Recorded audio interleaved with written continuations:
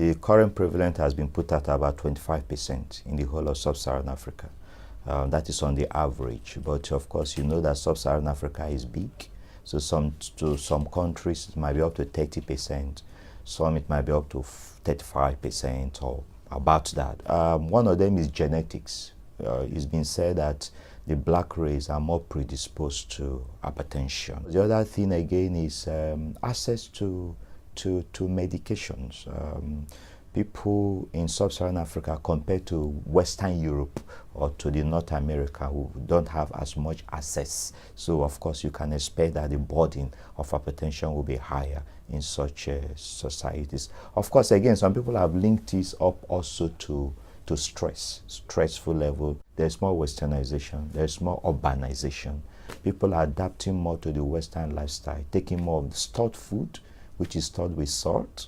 You know that the more salt, the more sodium, the more likely the blood pressure is going to increase. Yes. There is no country or no clinic in sub-Saharan Africa that doesn't have a sphygmomanometer that you could use to measure blood pressure. So the diagnosis, making diagnosis simple. It's underdiagnosed. People just routinely could just go to a pharmacy or an hospital and you'll be surprised taking their blood pressure for the first time in the last 5-6 years, and they just find out that the blood pressure is high.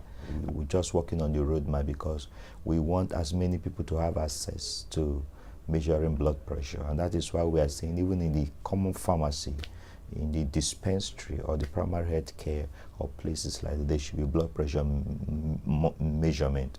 That is what we can do, and that is the emphasis, and we are trying to push this into the African Union so that it will be adopted. You know, we don't have any large data to say this is the best medication for our patients, but really we extrapolate from African Americans.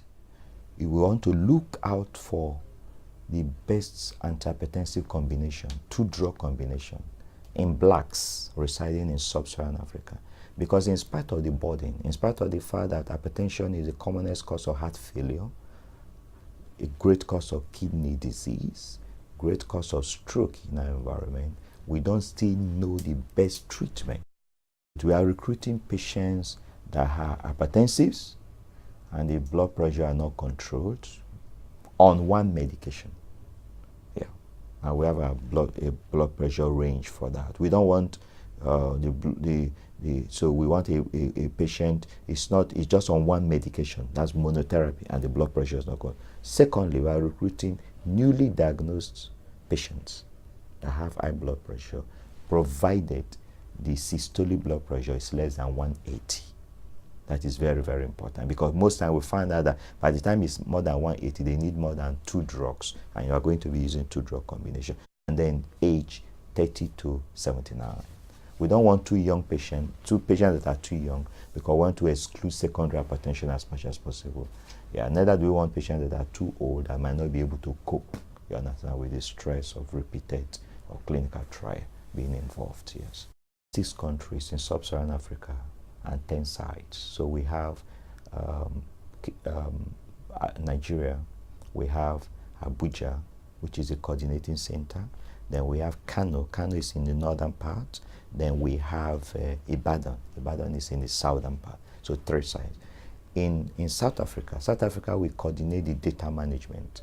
We have 2 sites in Cape Town, University of Cape Town, and Pretoria. Then in Kenya, we have another 2 sites in Nairobi and Eldoret. Then in Uganda, in Kampala, we have a site.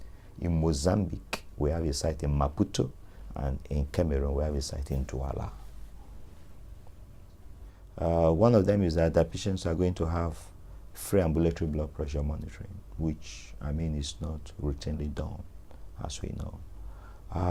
Again, patients are going to have some investigations done, blood sugar, lipid profile, which are also not done routinely, you know. Sometimes patients have to pay for it if they don't have insurance coverage. So the most effect in reducing blood pressure, number 1, we have the least side effect profile, number 2, and we have the best effect on metabolic profile, like fasting blood sugar, fasting lipid, you understand, even on urea and creatinine level. So we're looking for the best 2-drug combinations. So I think it's unique actually. So it's going to be a unique set of data that we're going to be working on. Yeah.